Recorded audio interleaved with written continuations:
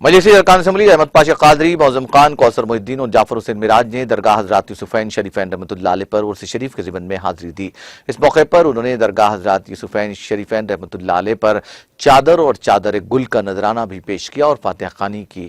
درگاہ کے منتظمین کی جانب سے مجلسی ارکان اسمبلی کا خیر مقدم کیا گیا۔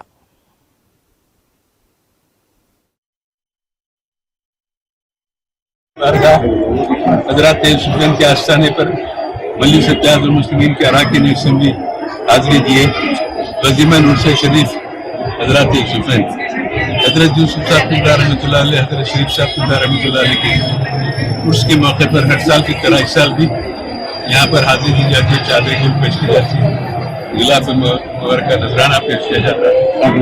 نقیب ملت بیرسٹر اسدالدین رئیس صاحب صدر مجلس پارلیمنٹ کی ہدایت پر حبیب ملت اکبر الدین رئیس صاحب کی نگرانی میں مجلس کے اراکین اسمبلی برسوں سے آج عرس شریف کے آخری دن، بدائے کے دن، ختم کے دن، بعد نماز بارگاہ پہ حاضری دیتے ہیں۔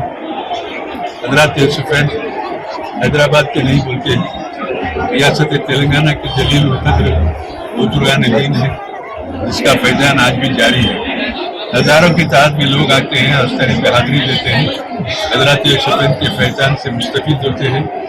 لہذا یہ سلسلہ مجلس کی طرف سے بھی بدائے کے دن، ختم کے دن ہم جو حاضری دیتے ہیں۔ بہرحال ہم نے دعا کی کہ اللہ تعالیٰ مسلمانوں کو سربلندی عطا کرے، ان کو کامیابی سے سرفراز کرے، نقیب ملت حبیب ملت کی عمر دراز کرے، مجلس اتحاد المسلمین کو اللہ کامیاب کرے۔ حضرات یوسفین کے